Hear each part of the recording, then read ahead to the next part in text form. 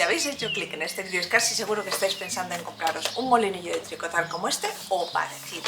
Y cabe la posibilidad que sea para hacer, pues no sé, letreros así o cualquier otro tipo de manualidad. Bueno, en mi caso fue para hacer letreros así y meterlos dentro de un aro, un bastidor para bordar, que quedan muy chulos para regalárselo a mis sobrinas.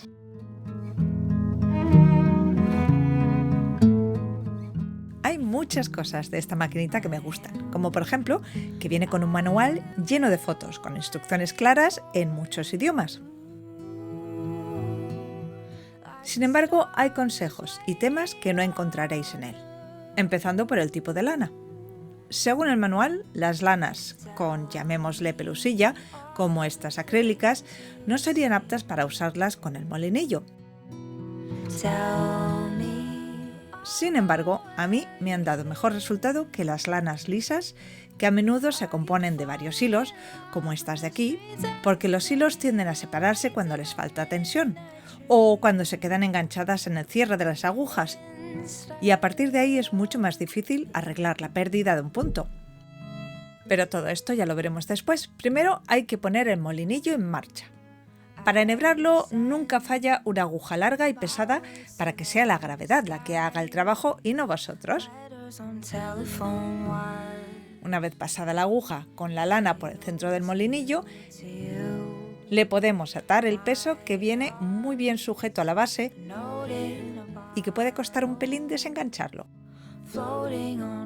Y una vez hecho esto, desenroscamos la base del molino, que es la que se fija en la superficie de trabajo. La tuerca en sí tiene un límite de apertura generoso, en mi opinión.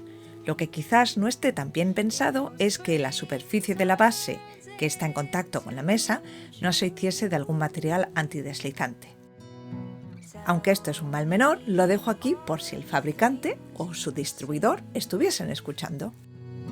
Una vez sujeta la mesa, dejamos caer el peso, que es el que se encarga de la tensión del tricotín y por lo tanto imprescindible.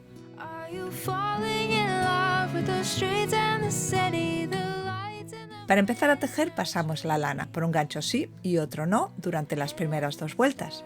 A partir de la tercera la pasamos por todos los ganchos.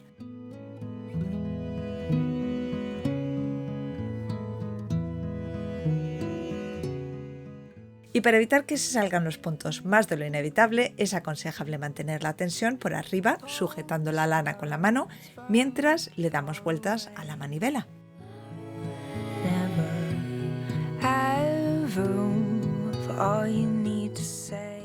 Hasta aquí todo bien, ¿verdad? Bueno, pues vamos ahora con las inevitables caídas de puntos, que es la única parte frustrante de este proceso.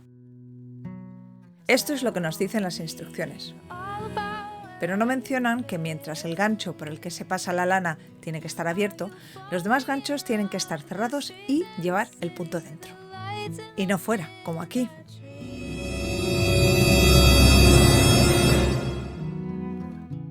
Cuando ocurra, subid el peso que tira del tricotín para evitar que éste se recoja y desaparezca en el interior del molinillo.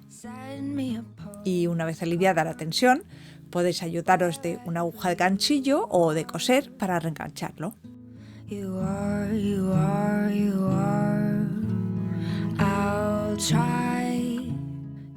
Y no olvidéis de abrir los ganchos manualmente si se han cerrado en el proceso.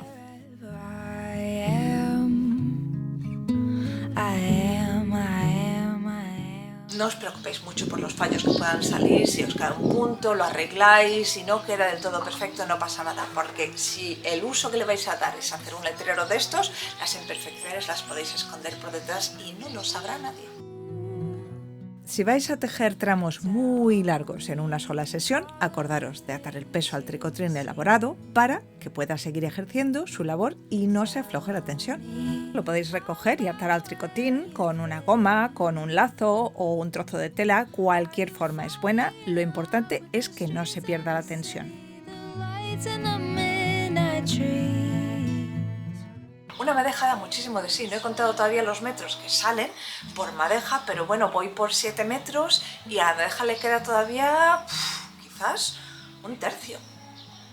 Así que da muchísimo de sí. letters on telephone. La terminación es así de fácil. Con una aguja pasáis la lana por los 4 puntos abiertos y lo rematáis de esta manera. A note in a bottle, floating on water. I am lost at sea, at sea, at sea. Hay mucha gente que vende este tipo de letreros, por eso encontráis este vídeo dentro de mi lista de reproducción Manualidades para vender. Si queréis ver cómo hice los nombres y letreros para mis sobrinas, dejadme un comentario y si os han gustado mis consejos y experiencias, en fin, ya sabéis qué hacer. Nos vemos en el próximo vídeo, o por lo menos eso espero. Tell